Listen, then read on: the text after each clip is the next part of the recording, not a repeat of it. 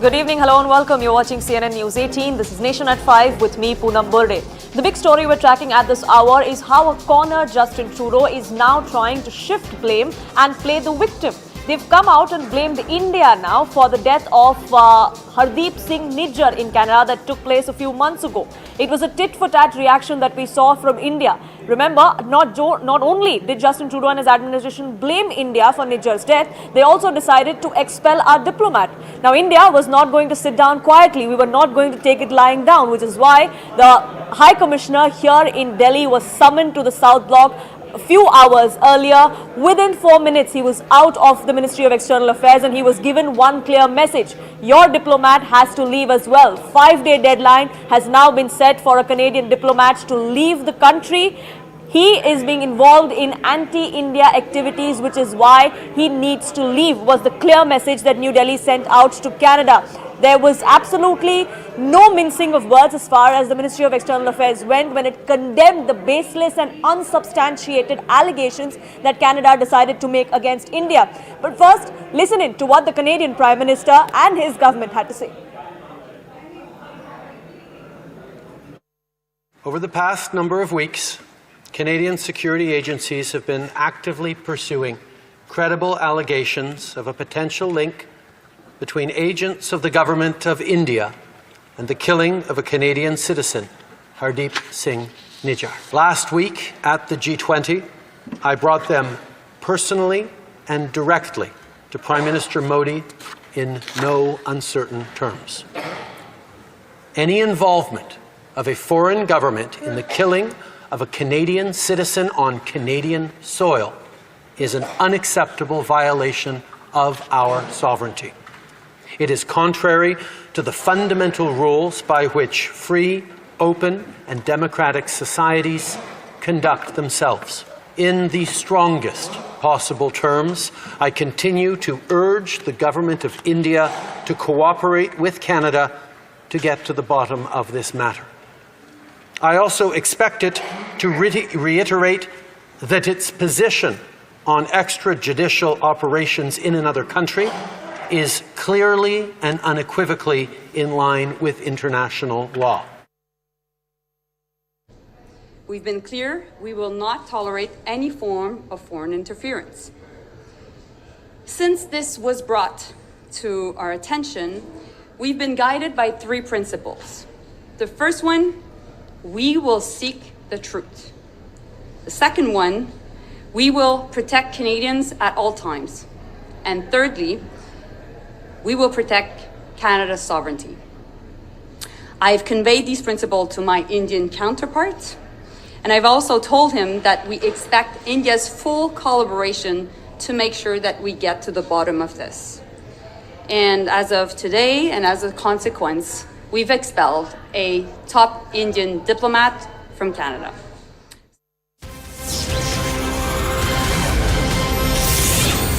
For Canada, Hardeep Nijjar may be a Canadian citizen that they are now crying foul over and blaming India over. But let's take a look exactly at who this man is. We'll give you details exactly what the dossier against him looks like. But breaking news that's now coming in that we've accessed here is how the NIA and even the Interpol have been on the heels of Nijjar for years together. There are several cases that he faces, details of which I am just going to be putting out for you. We're also given to understand from our sources within the intelligence agencies is that Nijjar was a top Khalistan Tiger Force commando. He was a key operative as far as the Canada-Khalistan model is concerned. As far as that module goes, he was somebody who has been there trying to foment trouble from foreign soil into India. Let's take a look at all of the allegations that he faces, at least 10 plus FIRs that he faces here in India, in Punjab by the NIA as well. The NIA in fact had gone on to designate him as a terrorist not too long ago. This is the man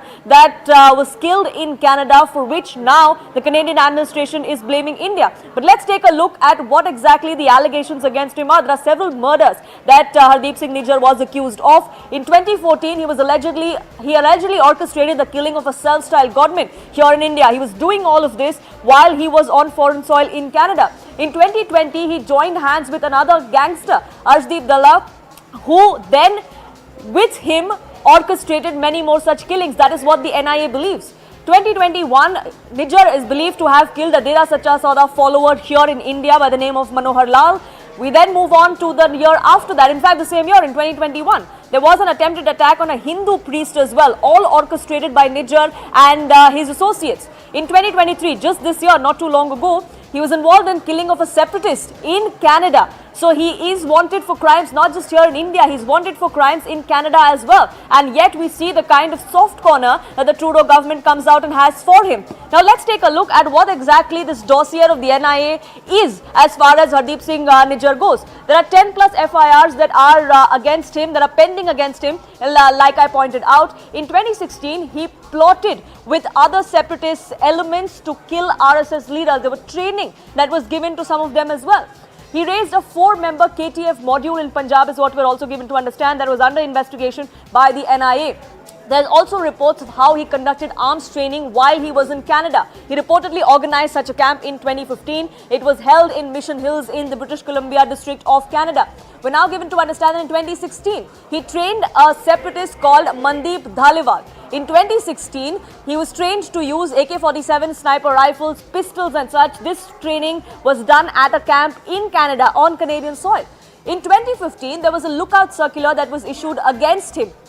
A red corner notice was then issued the year after that in 2016 by the Interpol. So it's not just Indian agencies that were after him. He was a wanted man by the Interpol as well. He was declared a terrorist in 2020 by the NIA 3 years ago. And this is a man that India is being blamed for his death in Canada is something that the Trudeau administration is blaming India for. That is an allegation that India is not going to take lying down, which is why the diplomat has been sent packing and a 5-day deadline has been set for this Canadian diplomat to leave Indian soil. Abhishek, my colleague, now joining us, getting us more details on this. Abhishek, a tit-for-tat action, so to say. They decided to expel our diplomat. India was not going to take it lying down. We saw the kind of body language the Indian High Commissioner had. All it took was a 5-minute meeting inside South Block, but the message was sent out loud and clear. Of course, and the High Commissioner, when he left the South Block, he was visibly big and angry.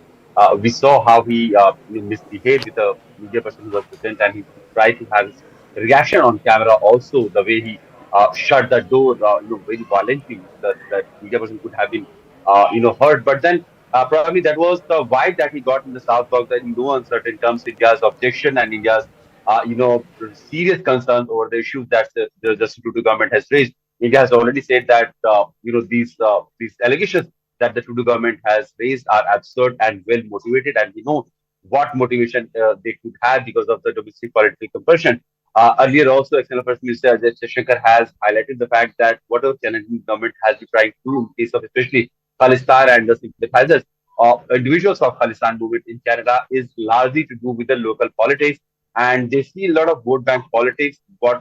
And why the Canadian government has not been able to take very strong actions against these Khalistani group of people. And now also, once again, that the situation has come to the fore. When Canadian economy is in very bad shape, people are raising questions on the government about the inflation, cost of living and essential commodities, their shortages, their high prices. Probably that is one of the reasons why the Trudeau government has tried to distract people and raising this issue.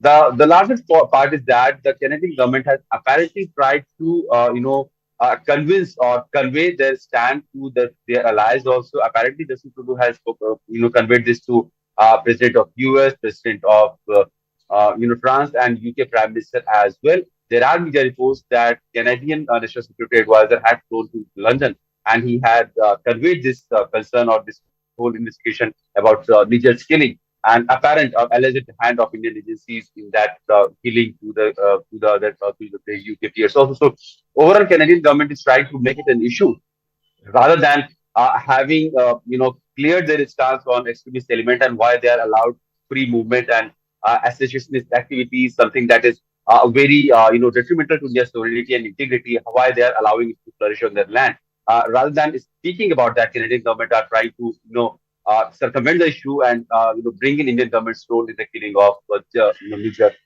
dreaded terrorists and wanted criminal in India. And to make such remarks, make such allegations against an ally without any substantive proof, he will have to face questions there back home as well. But do stay on with me. Siddhant, my colleague, also joining us here on this broadcast. And Siddhant, it's important to look at the antecedents of Hardeep Singh Nijjar, isn't it? Now, he is referred to as a Canadian citizen by both Justin Trudeau and his minister, but his citizenship is also shrouded in mystery. Well, yes, that's right. And also, Poonam, I would like to highlight, since you already have access to the dossier that India has been, sharing it with the countries with regard to the Khalistani elements. But in total, Poonam, this is very important to highlight. In total, there are 23, how I should say, gangsters, terrorists right now in Justin Trudeau's Canada. All these 23 terrorists belong to one or the other Khalistani group. They have red corner notices against them. They have dozens of FIR registered against them. They somehow managed to enter Canada, and now they are operating freely on the Canadian soil, Poonam. Now, when Justin Trudeau talks about freedom of expression, freedom of conscience, when Justin Trudeau shows sympathy for the Khalistani group, he should also go through the background of these individuals, the way they have been involved in setting up Khalistani network in India, in terms of funding, in terms of providing them with logistical support, connections, and Poonam, Hardeep Singh Nijjar, especially Arjun Singh, Rinku Bhilla, Goldie Brar, all these people have been working together along with one Australian-based Gurjant Singh and Pakistan-based Lakhbir Singh, and perhaps they have been involved in the contract killing in Punjab and even smuggling of weapons into the country. The list is really long. It's Snowford Dhillon, British Columbia-based Ramandeep Singh, Ontario-based Gurjeet Singh Cheema. So all these gangsters, terrorists belonging to the Khalistani ideology are safely located in Canada. They are safely operating from Canada, extorting money from Indian businessmen, orchestrating killings, land grabbing. They have been involved in a lot of cases, but no action has been taken by the Trudeau government despite red corner notices against them. Now, what Mr. Trudeau has to say on this? Here we have a situation where he has made this accusation on the government of India. Now he's going door to door, telling all prime ministers, presidents, from Macron to Rishi Sunak to Joe Biden, that look what India has done, what India has been doing. Completely false, baseless, without even a credible evidence. He said credible allegation. On the basis of credible allegation, he is raising this issue. But Rishi Sunak should first respond to this list of 23 fugitives, 23 gangster terrorists right now on Canadian soil. And Justin Trudeau has a lot to answer on. Do stay on with me, because there's some more breaking news that's now trickling in as well. There are protests that are now breaking out here in India against the Trudeau administration. We're now getting to understand that the Dogra Front, in fact, is leading a protest in Jammu. Tejinder, my colleague, is joining us, getting us all the latest updates from on ground there. Tejinder, what is the demand that this Dogra Front is now making? They've hit the streets in protest against the kind of unsubstantiated allegations that have come to the fore from the Trudeau administration. Yes, you see, the activists of Dogra Front here, they held a protest and they demanded that the Canadian government should stop supporting Khalistani elements on its soil. And they said that the statement which was given by the Prime Minister of Canada, Justin Trudeau, about the so-called involvement of Indian agencies in the killing of Khalistani terrorists. So the people here are saying that these statements do not hold any water. They are just Justin Trudeau wants to appease his vote bank in Canada, to appease, and he's playing with fire like his father used to do when he was the Prime Minister of Canada. So the people here, they protested, they burned the effigy of Justin Trudeau. They say that Justin Trudeau, who was recently in India, and he was told in no uncertain words that he should stop supporting Khalistan, but after returning to Canada, he once again continued with the rhetoric, and now that he has leveled such a baseless and false allegation against India without any proof or whatsoever. So this clearly seems to be a ploy to malign the image of India, whereas he has been supporting the so-called Khalistani movement. Earlier also, we have seen him taking part in several functions which were organized by the Khalistani terrorists in Canada, and now making such a statement without any proof, alleging that the Indian agencies are behind the assassination of Nijjar.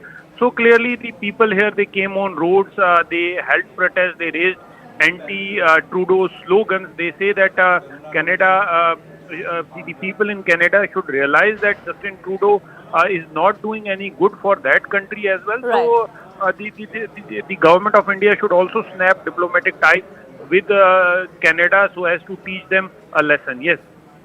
Right, the anger there spilling onto the streets of Jammu. Tejinder, thank you so much for getting us the latest on that. We have some more breaking news that's now coming in. Like my colleague Siddhant was also pointing out, that the Canadian Prime Minister is trying to rally support with different heads of countries, including that of the United Kingdom. We were receiving reports earlier in the day that Trudeau was trying to rally support from other allies of Canada, but now we're learning is that United Kingdom has come out and asserted that there is going to be absolutely no impact on the UK's ties with India, irrespective of what any of the allies say.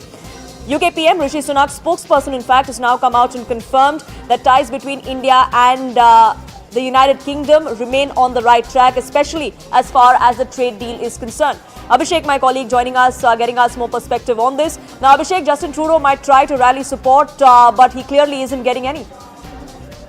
Of course, this is like we were talking. This is a domestic political compulsion that is, that is the reason why Justin Trudeau was trying to raise this issue out of nowhere, and he's also trying to rally support from none other than UK Prime Minister Rishi Sunak and Joe Biden, US President Macron.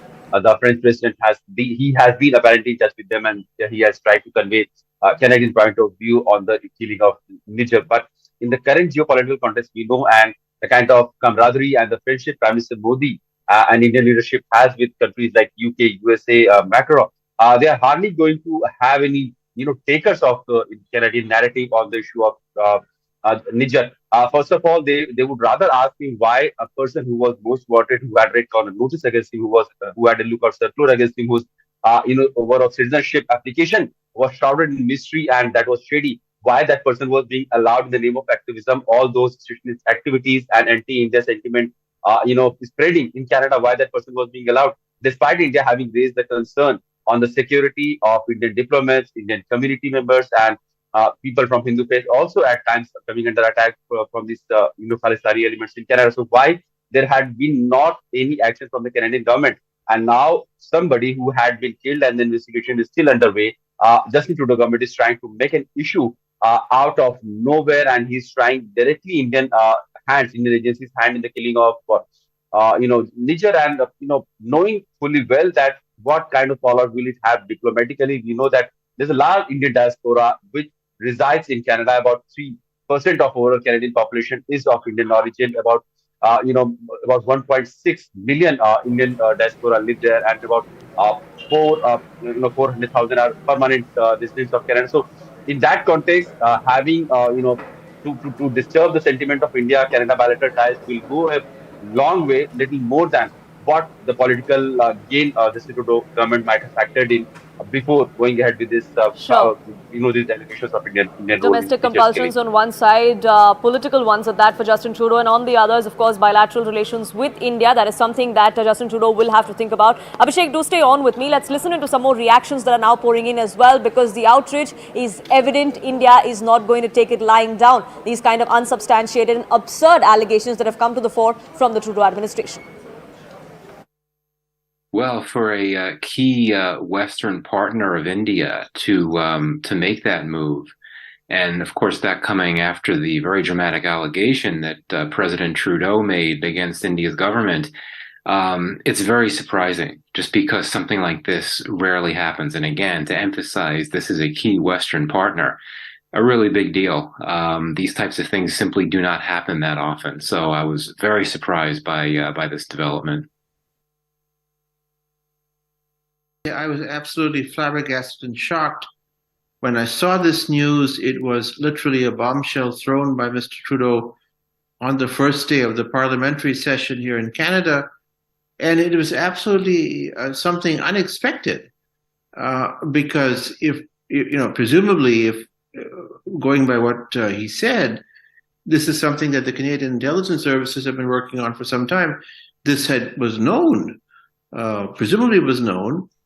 And the fact that Trudeau went to the G20 and we know of all of the awkwardness that happened there, something is peculiar about the timing about this announcement. Something is peculiar about this timing. That's what many experts are coming out and saying. Abhishek continues to be with us on this broadcast. And Abhishek, we've seen the kind of allegations that have come to the fore from the Trudeau administration, both from the Prime Minister himself and his cabinet colleague. But what proof do they have? Can they just make such unsubstantiated allegations against an ally country?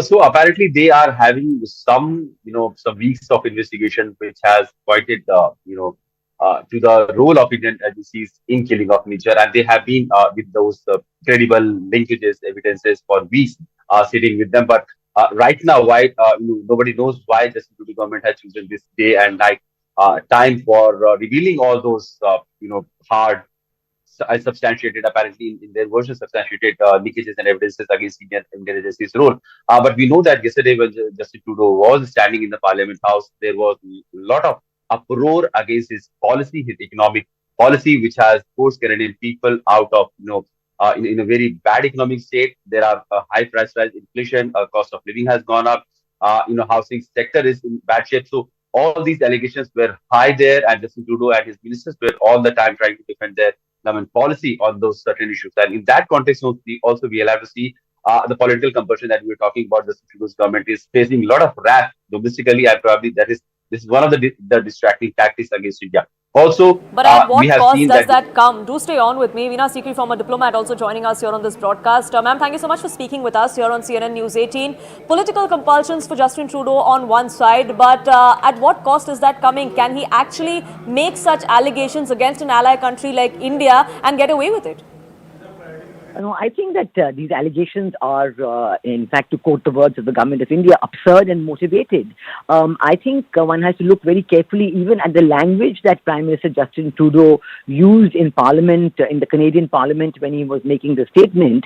He said that they have credible allegations of a potential link. Now, this is so vague and completely shows that they have no proof, completely unsubstantiated, and they are doing it purely for their own internal political reasons, because Prime Minister Trudeau had faced a lot of flack within Canada as well from other political parties and from various commentators about why his visit to India for the G20 had gone so badly, and now he's trying to put it all down to the so-called assassination of the Khalistani linked person. Now, I think that India has very rightly taken the correct step by expelling a Canadian diplomat from Delhi, and the Indian Foreign Office has called in the Canadian High Commissioner and told him in no uncertain terms. We did see, for example, even when Prime Minister Trudeau was in Delhi for the G20, he refused to attend the dinner hosted by President Draupadi Murmu. Now, this is a great, breach of protocol. It's, I think, a very incorrect stand for him to take, because at the same time when he refused to attend the dinner hosted by our president, he was seen in a restaurant in Chanakyapuri. So, I mean, it shows that his intentions, his concern, his interest towards India seems to be subservient to his own internal political compulsions, where he has in his own coalition a pro-Khalistani group, and they are putting pressure on him to take all these steps, and he's doing so. So I think one has to see that he has, I would say, reduced his own credibility by taking this position, and by not even wanting to talk to the government of India. If you have any proof, if you think there's something, please show it to the government of India.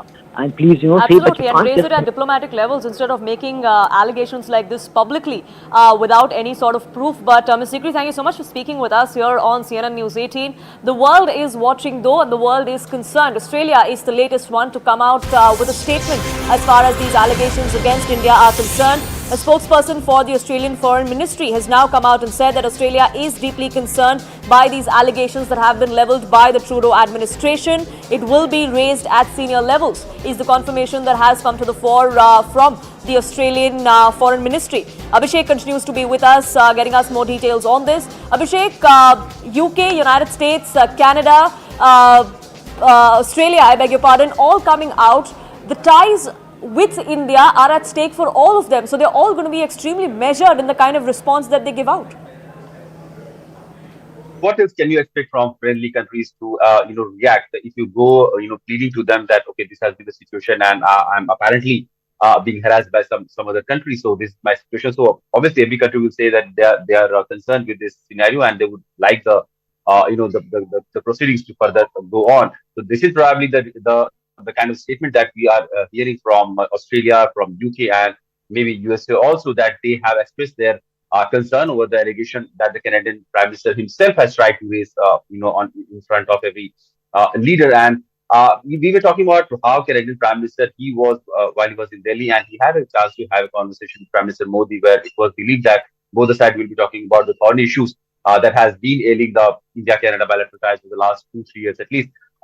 Apparently, Justin Trudeau was snubbed by Prime Minister Modi on the issue of Khalistani movement, and he was rightly said by the Prime Minister that the kind of secessionist activity he's allowing, the Khalistani movement that he's allowing, is it going against the Indian interest? And if Canada happens to be a friendly country with India, then how can the Canadian government allow such secessionist or anti-India activities run on its ground? I mean, no legal redressal, no matter how many times Indian diplomats or foreign services professionals or officers have registered their protests and their complaints to police officials about the harassment, about the intimidation, about the threat these Khalistani groups have given to them. But there has hardly been any arrest or any major, law course that we could say that law has taken its course. We have seen, Indian high commissioners, Indian deputy high commissioner, and several of Indian diplomats' photos with reward money, with bounty on their heads, where speaker pasted all across Canada in various places. There was this parade, there was this procession,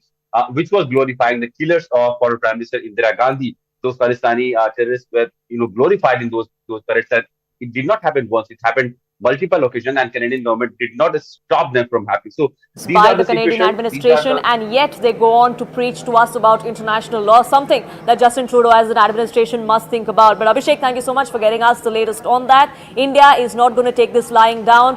Action has been taken. One of the Canadian diplomats has been asked to leave in the next 5 days. We'll keep a track of that and much more here on CNN News 18. For now, it's time for a quick break.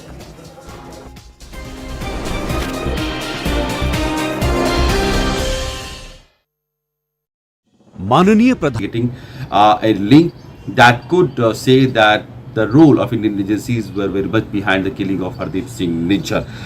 He said that he had brought this issue up while having a conversation with Prime Minister Narendra Modi. We had seen Justin Trudeau having a conversation with Prime Minister Modi on the sidelines of G20 summit level talks. Apparently, Justin Trudeau has brought this up, saying that foreign involvement in Canada's domestic affair is something that is being witnessed, and Indian Prime Minister has duly rejected any such allegations right there, saying that Khalistani movement, which is picking up a lot of steam in Canada these days, that needs to be tackled, and that is something that India has been very concerned. We have seen in the recent months several exhibitions, parades, and attempts to defaced temple walls, and so many stuffs happening with this kind of threatening to Indian community living in Canada. India has raised the issue in past with the Canadian authority for not keeping or not curbing the illegal activities of Khalistani leaders or Khalistani movement referendum that has happened in various parts of Canada in the recent months. And apparently something that Canadian government is raising, saying that it could be possibly a breach of sovereignty if Indian agencies' role have been linked with the killing of Hardeep Singh Nijjar. Canada should also look inwards and know that the Khalistani movement, which it is letting flourish on its soil, is nothing but a secessionist movement that wants to annex Indian part of Punjab to Khalistani territory, so-called. So something that has a very anti-India sentiment, something that has not going to be in the interest of sovereignty and integrity of India is being allowed on the very soil of Canada under the Prime Ministership of Justin Trudeau, who is now very miffed that Indian agencies' role has been apparently behind the killing of Hardeep Singh Nijjar. There has been another major diplomatic escalation. Melinda Jolie, the Canadian Foreign Minister, has said that she has expressed Canadian perspective on the whole issue of Hardeep Singh Nijjar and the role of Indian agencies in his killing, and she has conveyed this to Indian External Affairs Minister S. Shankar, and now a senior Indian diplomat posted in Canada has been expelled with immediate effect. So this is the latest that has happened in Canada, India bilateral diplomatic bilateral ties. Apparently, the expelled diplomat has been Pawan Kumar Rai, an IPS officer who was stationed there as an attaché, and he was looking after security dynamics of also the Indian community being an economic development of India-Canada bilateral ties also. But this expulsion of any Indian diplomat from Canadian soil will be something that is not going to go down well. India has also reacted very sharply, criticizing that they reject outrightly everything that Canadian government has to say on the issue of Hardeep Singh Nijjar's killing and role of Indian agencies. But we should wait for more fireworks in the India-Canada bilateral ties, because the expulsion of any diplomat is normally the standard protocol has been like that.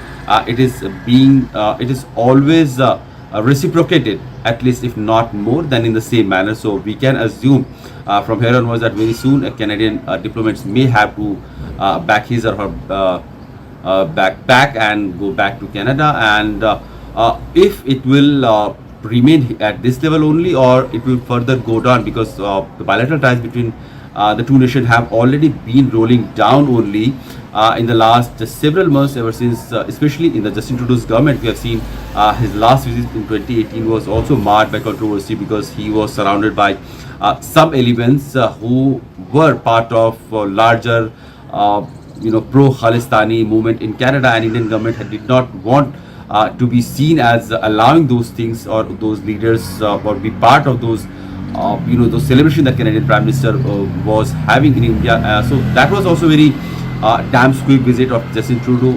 After that, he had come for the G20 summit level talks in Delhi. In the talks also, of course, the issue of Khalistan had taken center. It is now in the India-Canada bilateral ties in the last 2 years at least, where India has continuously raised the security aspect of Indian diplomats and foreign officers in Canada as well. So in that context, Prime Minister had raised the issue of Khalistani movement and the separatist element being allowed of space in Canadian soil, to which Canadian Prime Minister had said that he is letting these things apparently stay in Canada in the name of freedom of expression and democratic right of protest. But these rights should not be part of vandalism or Gundism that these Khalistani people have been trying to do in Canada. They have been spreading an anti-India agenda. They have been asking for annexation of a part of India. These are all things that concerns India, that is highly irresponsible on part of Canadian government if it is allowing them, because it will amount to having allowed a movement that was against India's sovereignty and integrity. So overall, the bilateral ties we see are going to go down not very well from here onwards, and what kind of reaction India is going to make on the allegation of Justin Trudeau on the Indian agency's role in the killing of Hardeep Singh Nijjar and another dreaded Khalistan leader in Canada, that remains to be seen. Statements by ministers. The Right Honourable Prime Minister. Over the past number of weeks, Canadian security agencies have been actively pursuing credible allegations of a potential link between agents of the Government of India and the killing of a Canadian citizen, Hardeep Singh Nijjar.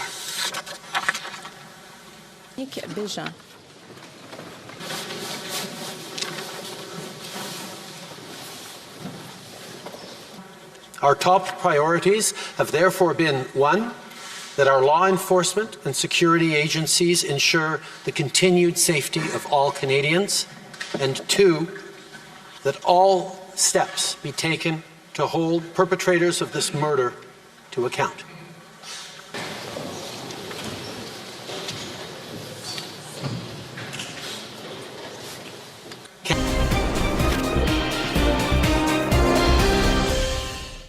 Welcome back. You're watching Nation at 5 with me, Poonam Burde. There's breaking news that's now coming in, and this is a big step that has been taken by the central government, by the MHA, in fact, as far as ensuring a smooth inter-agency collaboration is concerned.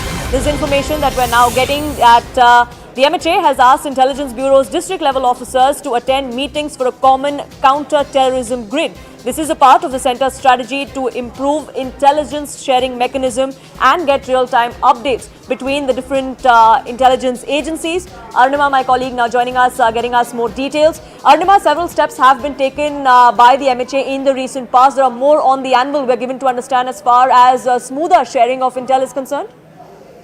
See, there is a organization, sub-organization within the Intelligence Bureau called MAC, which is the Multi-Agency Center. The job of MAC is to gather intelligence from across the country and ensure smooth flow of that intelligence to every agency concerned.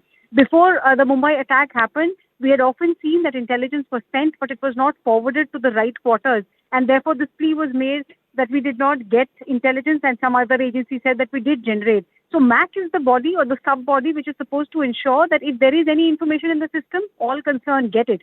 To make it sharper, now the central government is pushing that district-level officers of Intelligence Bureau also attend these meetings which are periodically called. Earlier, it was only state-level officials who were attending these meetings, and often district-level nitty-gritties were getting missed. That was one of the assessments. So in this, additional push from the center, and because there is more budgetary allocation also, district-level officers are now also encouraged to come and meet in the hope that intelligence gathering and execution of the plan based on that intelligence becomes sharper.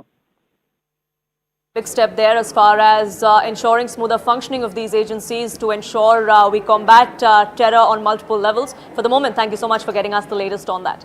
We are shifting focus now to the big development that came to the fore from the new Parliament building this morning. We did see the Women's Reservation Bill being tabled in the Parliament today. It will come up for discussion tomorrow is the latest that we are gathering. We also did see the Prime Minister come out and say that this was a historic step. The opposition, the Congress especially, was quick to jump in and claim credit. They said it was our idea, our bill. It's only the BJP that is implementing now. Listen in to the fireworks that came out of the Parliament just a short while ago. The name itself, tells you the intent of the government. Matri Shakti Vandhan is something that Prime Minister has always spoken about. I am extremely elated that on the occasion of Ganesh Utsav, when obstacles find solutions, the decades-old agitation by women to get a political space which is constitutionally mandated today fructifies under the leadership of Prime Minister Modi. As you know, in his governance agenda, either as Chief Minister or as Prime Minister, he has always ensured that women, their rights, their needs and a life of dignity is paramount for his government and his governance agenda. Be it toilets, education policy, he has done much for women and also given the clarion call for women-led development. But this is a manifestation of how women-led development translates into or transitions into leadership which is constitutionally supported. So that this country in the future also builds on the strength of the women of the country. So bill has been introduced. Happy about it? Very, very happy, elated. In fact, this is a great step. Only worry is that since the government now gave clarity saying that this is a completely new bill, so it has to pass in both the houses is what I am believing. And government, the way it approached the bill, I mean, they did not take anybody into confidence. No parties were consulted. No political consensus was built. So will that become a hurdle? And the main issue of OBC, which was earlier, the main reason why the bill got stalled, that is not addressed either. Is this a ploy? Is what again, we need to see. I truly hope it's not. I truly hope this government will be sincere in making sure it passes in both the houses. How do you weigh in on the caveat that A, this cannot be immediately implemented because a lot rides on the census and then delimitation? Are you happy with it? Do you think that's a fair claim that has been put forth by the centre? Well, this government, despite repeated requests from every political party in this nation, never cared to even conduct the census of the nation, which unfortunately will become a major roadblock for this bill. But yet, as I said, after 16 years it has come to Parliament. Let us welcome it. News coming in now. The Lok Sabha has allocated 7 hours for discussion on this particular bill tomorrow. We're given to understand that it is going to be expected to pass, of course. The numbers are on side of this bill. It will come up for discussion in the Lok Sabha tomorrow. 7 hours allocated for the Nari Shakti Vandan Adhiniyam is what we're given to understand. Remember, it was tabled in the Parliament a short while ago. There were fireworks that ensued right after the tabling as well, because we did see the Congress come out and claim credit for it. Payal, my colleague, now joining us, getting us more details. Now, Payal, 7 hours allocated for this particular bill discussion tomorrow. We are expecting a stormy session because the Congress is expected to come out and take credit for this. Yes, there is going to be a credit war for sure, but the Lok Sabha Speaker-led Bill Advisory Committee has allocated 7 hours for this discussion. 7 hours means that the discussion begins at 11 o'clock in the morning and goes on till about 6 or 7 o'clock in the evening, and then there will be a reply with the minister and the bill will be passed. Numbers is certainly not an issue as far as the BJP is concerned, as far as the NDA is concerned. They have overwhelming majority on the floor of the House, but the question that the government has been asking them is very simple. That if you are so much in favor of the bill, then why is it that Sonia Gandhi was absent today? Why is it that several leaders did not really respond, did not even support the introduction of the bill as well? Because remember, during the all-party meeting, at least all the opposition parties had asked for a discussion on the same, wanted the government to bring this reservation bill, but when the reservation bill has been brought in, they've not really come out and supported it. But there are opposition parties who are questioning the intent of the government, also questioning the fact that if the bill comes into effect full-fledgedly only after the census and the delimitation takes place, then it's probably just a hogwash. It's just probably an opportunity for the government to score brownie points ahead of the state elections that are coming up, and also ahead of the national elections that will come up in 2024 as well. So it's more of a hogwash, is what the opposition is saying. They're not primarily opposed to the bill, but they're opposed to the frame that it's taken. And everybody in the opposition had said that, they would have waited to see what the bill really came up with, and they were very disappointed, including the fact that even BJP, which has been a supporting party of the NDA government on multiple issues, has also come out and said that they're very disappointed with the frame of the bill. Right, it's a game changer, says the government. It's only a gimmick, says the opposition. The war of words only escalating. Payal, thank you so much for getting us the latest on that. Let's listen in to some more political reactions that are now pouring in.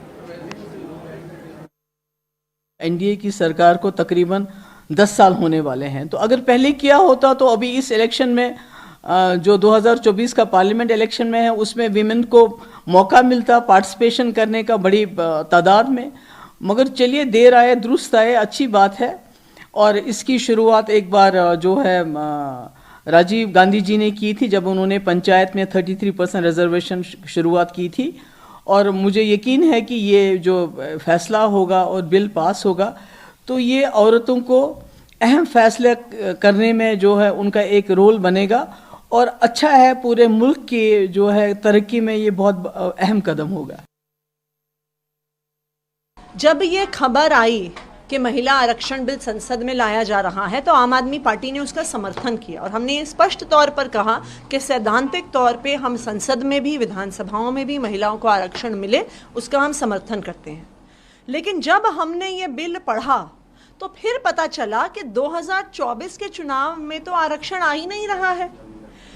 Bill में लिखा है कि पहले ये bill pass होगा, उसके बाद जनगणना होगी, उसके बाद डिलिमिटेशन होगा, उसके बाद महिलाओं का आरक्षण लागू होगा। इसका मतलब कम से कम 3-4 साल लगेंगे, जिससे पहले ये बिल लागू नहीं होने वाला। तो क्यों लाया गया है bill? What do you have to say about the Women Reservation Bill that the government has brought? Well, first of all, in the past also our party had opposed this bill, and the reason of opposing our bill was that we wanted a sub-quota for OBC and for Muslim women. Now, unfortunately, today's bill that is in President August House does not include an OBC women quota, neither it includes a sub-quota for women.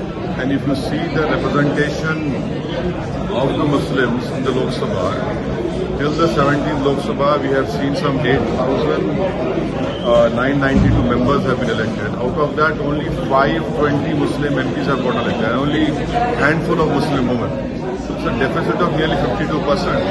So when you're working for, you're bringing a legislation for representation, how is it that you're denying the OBC women and the Muslim women representation? No clarity in terms of his implementation either 26 census के बाद या delimitation के बाद is what I Well, now the process of this legislation, which I feel which will not support, will start only after a census has been done. Then a delimitation can happen, but it's very unfortunate that the OBC women and Muslim women have been denied the right to enter this August House. Demand for BJP finally met with the demand for the longest. But I tell you, they are very disappointed. They are very disappointed because when we read the bill, 334A says there has to be first a census, then there will be delimitation, and after that the reservation will happen.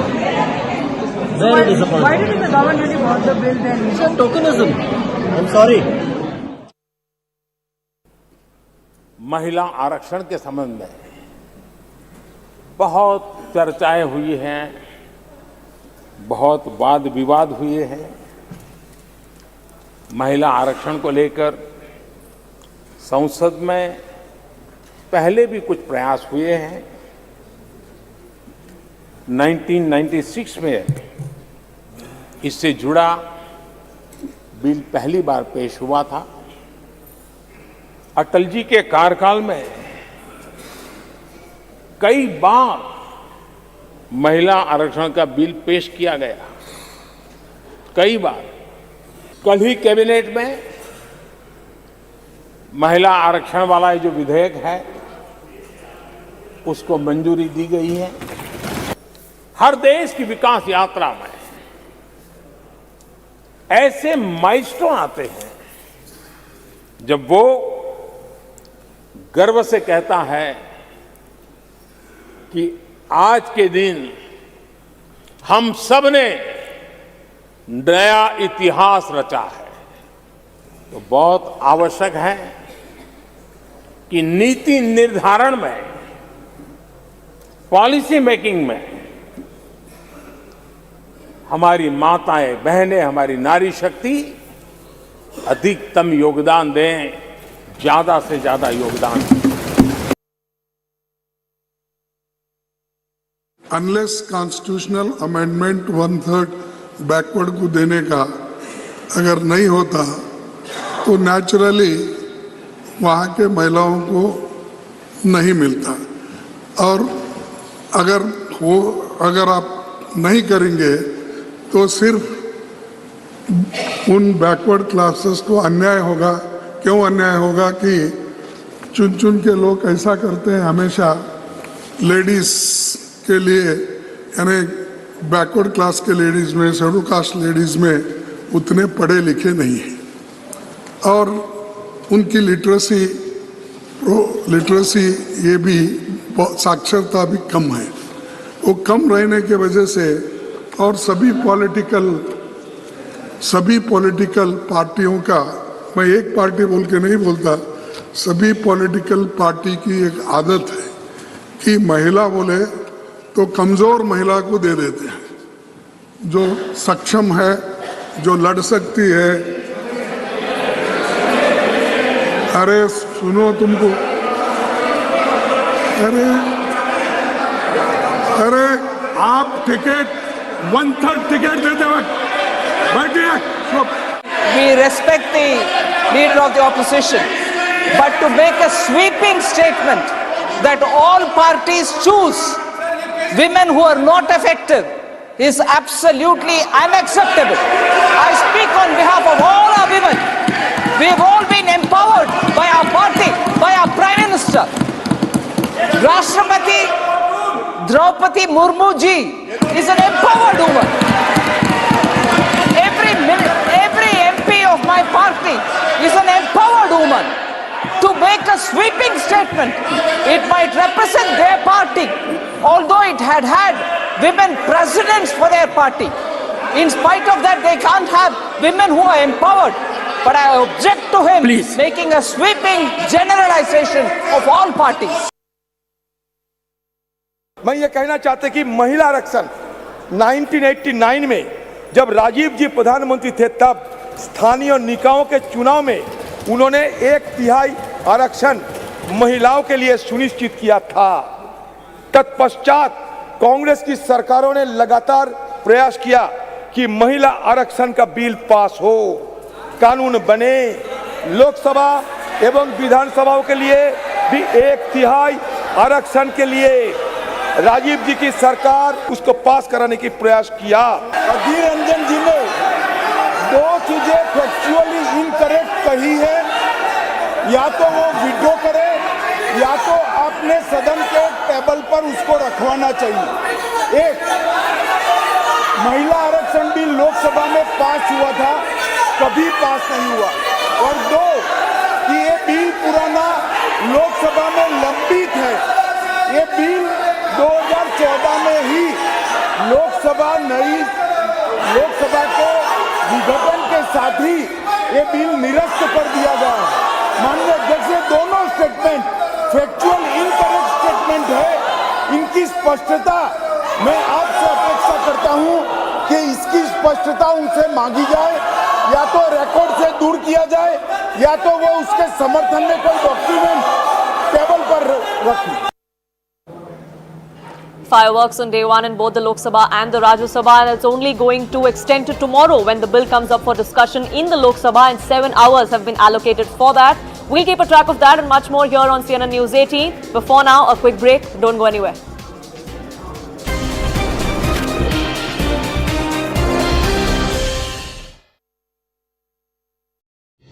Declare its deep concerns to the top intelligence and security officials of the Indian government. Last week at the G20, I brought them personally and directly to Prime Minister Modi in no uncertain terms.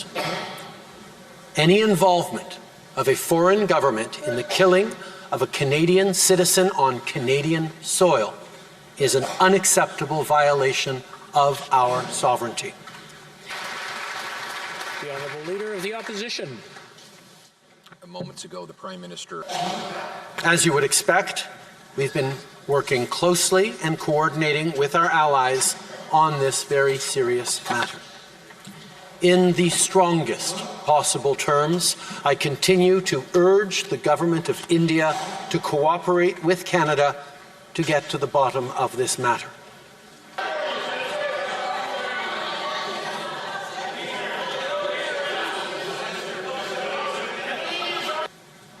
I know many Canadians, particularly members of the Indo-Canadian community, are feeling angry or perhaps frightened right now. Let us not allow this to change us. Let us remain calm and steadfast in our commitment to our democratic principles and our adherence to the rule of law. This is who we are and what we do as Canadians. Okay, and now déclaration de ministre, l'honorable ministre du patrimoine canadien. The Honourable Minister of Canadian Heritage. In what could become a major diplomatic fallout between India and Canada, Canadian Prime Minister Justin Trudeau has alleged that they are investigating credible evidences, links that there could be Indian agencies' role in killing of Hardeep Singh Nijjar. Hardeep Singh Nijjar, remember, was killed in the month of June in Surrey Gurudwara, where he was a senior official also.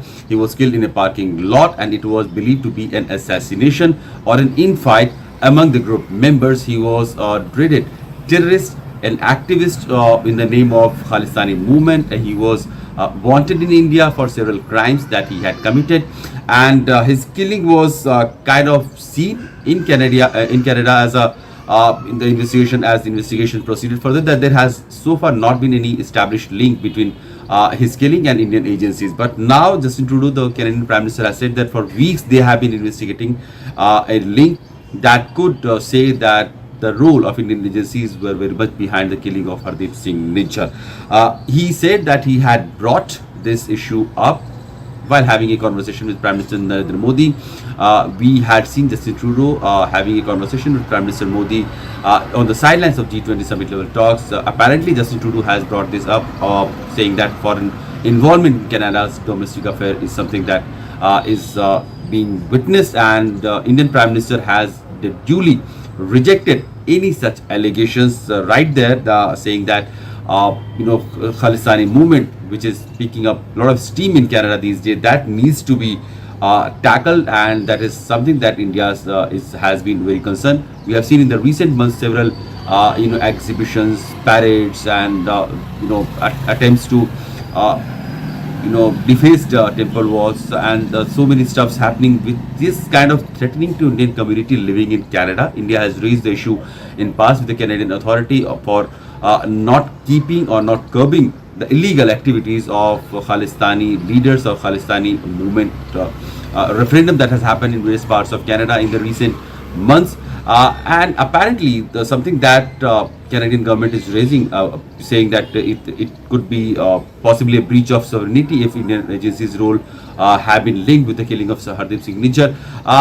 Canada should also look inwards and know that the Khalistani movement, which it is letting flourish on its soil, is nothing but a secessionist movement that wants to annex Indian part of Punjab to Khalistani territory, so-called. So something that has a very anti-India sentiment, something that is not going to be in the interest of sovereignty and integrity of India, is being allowed on the very soil of Canada under the Prime Ministership of Justin Trudeau, who is now very miffed that Indian agencies' role has been apparently behind the killing of Hardeep Singh Nijjar. There has been another major diplomatic escalation. Melita Joly, the Canadian Foreign Minister, has said that she has expressed Canadian perspective on the whole issue of Hardeep Singh Nijjar and the role of Indian agencies in his killing, and she has conveyed this to Indian External Affairs Minister S. Shankar, and now a senior Indian diplomat posted in Canada has been expelled with immediate effect. So this is the latest that has happened in Canada-India bilateral diplomatic bilateral ties. Apparently, the expelled diplomat has been Pawan Kumar Rai, an IPS officer who was stationed there as an attaché, and he was looking after security dynamics of also the Indian community wing and economic development of India-Canada bilateral ties also. But this expulsion of any Indian diplomat from Canadian soil will be something that is not going to go down well. India has also reacted very sharply, criticizing that they reject outrightly everything that Canadian government has to say on the issue of Hardeep Singh Nijjar's killing and role of Indian agencies. But we should wait for more fireworks in the India-Canada bilateral ties, because the expulsion of any diplomat is normally the standard protocol has been like that. It is always reciprocated, at least if not more than in the same manner. So we can assume from here onwards that very soon Canadian diplomats may have to back his or her backpack and go back to Canada, and if it will remain at this level only, or it will further go down, because the bilateral ties between the two nations have already been rolling down only in the last several months, ever since, especially in the Justin Trudeau's government. We have seen his last visit in 2018 was also marred by controversy, because he was surrounded by some elements who were part of larger pro-Khalistani movement in Canada, and Indian government did not want to be seen as allowing those things or those leaders or be part of those those celebrations that.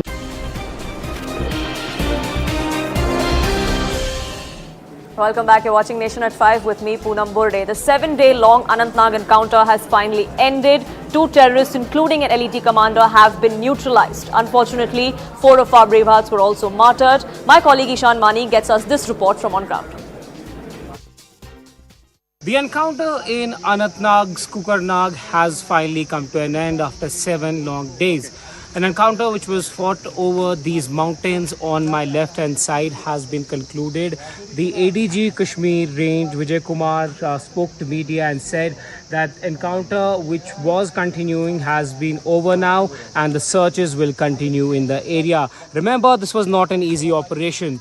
Several para of the Indian Army, J&K Police's Special Operation Group, then mountain units which were specialized in going to these mountains, roped in, and then they carried on this operation for 7 long days. It was not an easy operation given the fact that the mountain was difficult to navigate through. The dense pine forest cover did not let forces target that particular area where they believe that these militants are hiding. But 2 militants, according to ADGP Kashmir, have been killed. He said that Uzair Khan, the commander of Lashkar, has been killed and his weapon and body have been recovered, while other body was spotted. It was yet to be retrieved back. It has been now 7 days since this operation continued. We heard rockets being fired and then UBGLs, a machine gun, the weaponry advance was used, drones were pushed into action to monitor them from the top because there were cells which were difficult to navigate through and forces even did not go to that particular spot directly, but they started hitting them from down above and were targeting that particular area. But the searches in the area will continue because there are still some shells which were fired at that place which did not explode. So police will clear that. They've asked people not to move and venture into that area because it can be still dangerous. But that it's a wrap from my side here on this edition of Nation at 5. My colleague Griha joins you next with Viewpoint.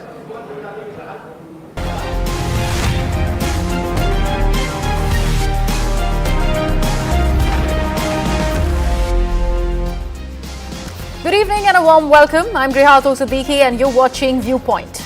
After 3 decades of stalling and discord, the Women's Reservation Bill is on the verge of becoming a law as it was introduced in the Lok Sabha today. The day that marked the start of proceedings in the new parliament had the historic step taken at enabling greater participation of women in policy making at the state and national levels. Now remember, in independent India, it is the issue that